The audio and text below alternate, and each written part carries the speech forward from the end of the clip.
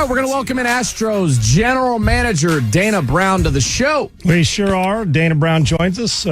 All those weekly visits all year long and kind enough to join us. I know it's been busy, but great to have him on here as the offseason rolls on. Dana, thanks for spending time with us. How difficult was this choice to make with Joe Espada? And congratulations on it, too, as well.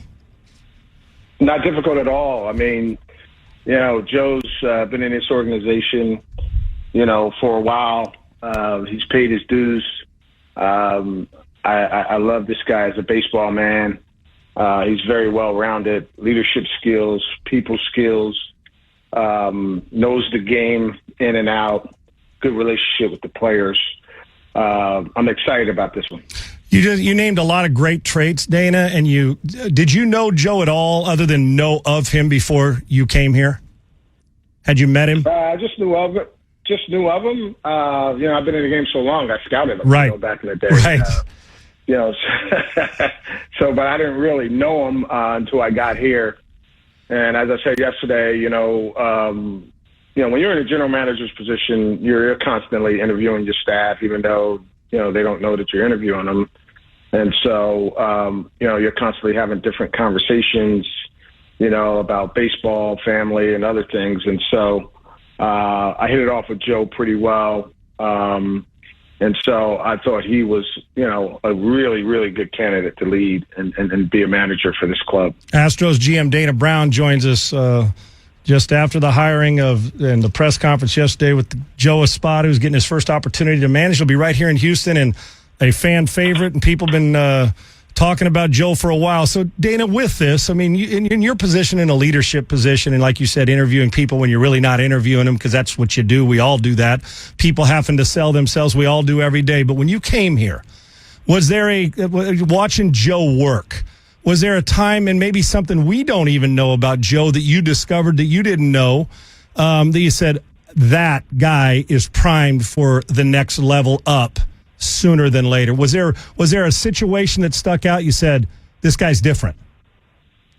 Well, I knew he was running the entire spring training, and that's a very difficult thing to do. I mean, I've been around the game a while, and running a spring training, and it was seamless, and he had been doing that. And then, I got to be around him a little bit, and I said, hey, this guy's a humble guy. He's got a voice. He has strong convictions, but yet he has that unique ability to remain humble and be humble. And so, I look for humility and, leadership roles, because as a leader, you're going to have to learn how to listen, but yet you're going to have to know when to have the voice to make tough decisions. Dana, I'm curious. One of the things I was talking about before the hire was done on when you're choosing a manager, and, leadership matters in everything we do and in sports as well, obviously. And my thing is, will the ability or the fact that Joe has been around here and there's that people know him, the relationships he's built, Joe's here, and the players and the relationships. And I know you spent time on our show talking about how important those are. But is there any point in time, and I said the only thing that he'd have to guard against is players getting too comfortable because he's been around that long and they know him. Any thought of that, or is he, where it's like my dad. My dad was my dad first and my friend second. And were you able to see that delineation where it's like he has that handled? I'm not worried about them getting too casual with Joe because he's been here. Yeah, I don't think that that's even in the equation, to be honest. I think, first of all, we have a great group of players. These guys have so much respect for the game. This winning culture here in Houston is real. I mean, 7 straight CSs during that time, 3 World Series visits, 2 victories. These guys know how to win. These guys are true professionals. I don't think these guys are looking for an out. I don't think these guys are looking for wiggle room. I think these guys are looking for leadership. And, when you have a guy like Joe, who's worked under some really good managers, most recent being under Dusty, I got to this is, we always think, we got to go outside the organization. We got to do this. Well, I got news for you, man. The grass isn't always greener on the other side. Right. I've been in a lot of organizations, and I've seen managers, you got guys that have been passed up, and so there's some good managers out there now that were passed up. You look at, I won't go into detail, but you look at the managers that were in the postseason and the organizations that they came from, and you'll see that there's guys been passed up even within their own organization. Right. So that's one thing I didn't want to do is make that mistake, and I wanted to make sure that, hey, there's a reason why, Houston Astros have been successful, and there's a reason why we're on this good run. You got good people. We promoted people within the front office because we have good people in this organization. You don't always have to, go outside the organization. It's not about, Dana Brown coming to put in his stamp. It's about, hey, who are the good people in this organization that we can promote, and then if we have gaps, we can fill those gaps, if necessary. But at the end of the day, when you're winning and you're on a roll like this, you got to keep that thing going. And, the worst thing you could do is bring somebody in from the outside and they don't know this culture and they don't have that flow, and then things fall apart. So we feel real good about Joe. Joe's got those leadership skills, and, let's roll, Houston. Let's roll. There you go. Astros GM Dana Brown joins us for a handful more minutes. Grateful to have him visiting with us after the hiring of their new manager, Joe Espada. Okay, Dana, how did you literally face-to-face interview any other candidate? Yeah, but I don't want to get into, who we interviewed because right. I don't think it's fair to them. I don't think it's fair to Joe. Just understand we pulled the list of names. We went through some interviews, and at the end of the day, we felt really good about Joe. I mean, Joe stacks up really well. There's no secret why other organizations were coming in to find out, hey, what are they doing well in Houston? Let me talk to Joe Espada. Right. And I feel blessed that he was never hired. He could have easily been hired. With the way the managers are changing today, he could have easily been in another spot. And I feel real honored that he was still here. And so, man, we're excited, man. We're really excited about Joe getting his first opportunity. The other thing, I've been in the grind for a long time, and I know what that feels like to go on interviews and not get the job. And, Joe's been in the grind, man. He's been doing this thing. And so, I thought it was easy. I thought going through the interview process, like, hey, this guy stacks up. And you're always looking to get guys from winning organization. You got him under you got him right here in the house.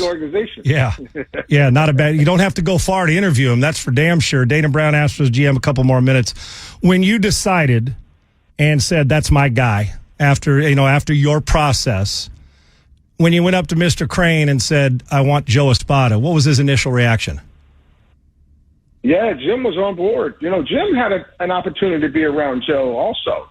Right. He said, hey, I want you to take the lead on this thing. And, I kept Jim in the loop the whole time, as to what we were doing. And, Jim was right there every step of the way as I was giving him updates.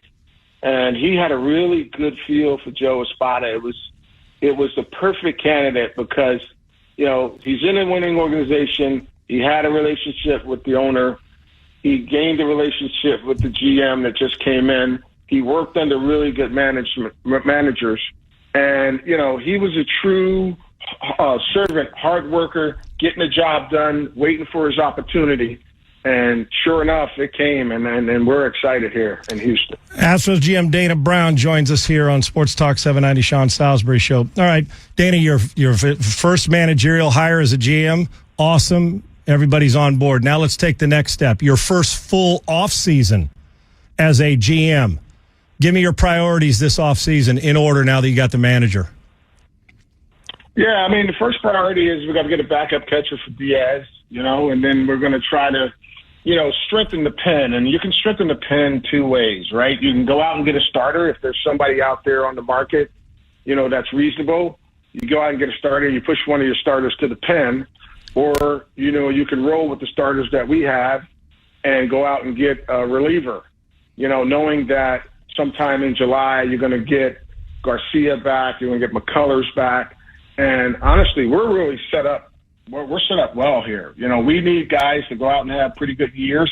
and we'll be right back in this thing, man. We're one game away from getting back to the World Series.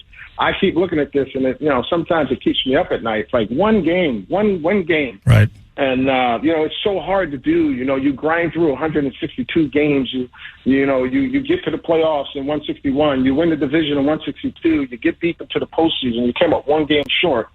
And I think if we get the backup catcher and we strengthen our bullpen, we'll be right back in the mix. Is this like one of those concerts you go to where everybody's jumping around and dancing, or is this offseason kind of a slow dance, not a lot of people involved, meaning how deep dive are you going into free agency, or is it just a few pieces? Because you talked about it's not like this team's cupboard's bare. I mean, you're pretty loaded up. So is there a wow factor move that needs to happen outside the building this offseason? Well, I'll tell you this, we're going to be creative, right? And so if there's an opportunity to go get that other starter and really strengthen that rotation, we're going to do it. We're having meetings every day right now trying to get creative. Okay, what can we do here? What can we do here? Can we make a trade here? So we're really, really in the grind right now. We're anticipating something happening, right? And so we're ready to go. We got hands up. We're on fire. I wouldn't say we're dancing, but right. We're on fire, trying to get that next move, knowing that we came one game short, and we want to get back and we want to win it, man. And Joe's fired up. He knows what it takes to win, and so we got hands up. I wouldn't say we're dancing, but we got hands up, and we'll be dancing all the way back. If we can get back to this World Series, we'll be dancing in October. So, we're ready to go. We're ready to go. And I think the expectation we were saying on the show is that this team's so set up that it's not just winning a division, which is part of the goal. It's winning the World Series. That's what that's what the standard's been over these last 7-8 years. And you guys are right in the thick of it. I'll end it with this one. With you talk about creativity. How creative are you going to get to be money-wise? If it takes some overspending on a free agent to go get him that you think can get you over the hump, but deep down it may be a little more than we're comfortable with, how much leeway are you going to have? Well, that's all about being creative. Sometimes you have to get creative and figure out, hey, if I make this trade, I might be able to move this money around, and then I may be able to acquire this guy. And so I just think it's going to be an all-out blitz on being creative. Keeping Jim Crane in the loop, and letting him know, hey, well, we can do this or we could do that, and try to, as an organization, try to figure out together what's the best move going forward to get back to the World Series. One game away, a few wise decisions away, and I think at the end of the day, we're going to be all right, and we're going to get. As I said, we're going to get some players back. We're going to get our pitching back like in July, so we're going to even have a stronger rotation. And so, we're one good move or two good moves away from really turning the corner. One last thing I meant to ask is Joe Espada, does he have the entire freedom to hire his bench, who he wants in his dugout? Is it his decision? Yeah, I think anytime you make big decisions like that, it's the organization. You take everyone's opinion. The people who are going to have to work closely with them. Of course, Joe's going to have to be very comfortable, with the bench coach. I like to sit down with them. So we want to come together and keep everyone involved in this because this is a team sport. This is a family atmosphere. This is like, hey, get it done. We all have opinions on what we need to do to get better. And so, we'll talk to Jim Crane about it. We'll keep everybody in the loop. But this will be an organizational move, and, we won't do anything where Joe will be unhappy or I'll be unhappy or Jim Crane will be unhappy. We're going to work this thing together because that's what winners do. Winners collaborate, and they get it done. There's wisdom in a multitude of counsel. That's how I look at that. And, of course, you'll announce all those decisions on this show because we've been in the dugout with you the whole year. So I'm pretty sure you'll just call me in the morning and say, Sean, we got an announcement. I'm going to come on your show and do it. That's okay, man. You can text me anytime. I'm up at 3:30, my man. You know that. You can get to me anytime. There it is. We'll break all that news for you right here. Yes, you will. I appreciate it. And Dana, congratulations not only on your first year here. I know we wanted to extend, and you do too, one series longer. You got your guy as the manager and have one hell of an off season here. And we look forward to many more talks leading into spring training. And we're excited for you, man. And we appreciate you very much. And congrats. Absolutely. I enjoy being on with you guys. Thanks, Dana. Appreciate your time. That's a great Dana Brown, Astros GM. Good stuff. We'll come back and discuss it. Unequivocally, it's obvious. They got their guy and did their due diligence, and it all came up bingo, bango, bongo, Joe Espada. Sports Talk 790 next.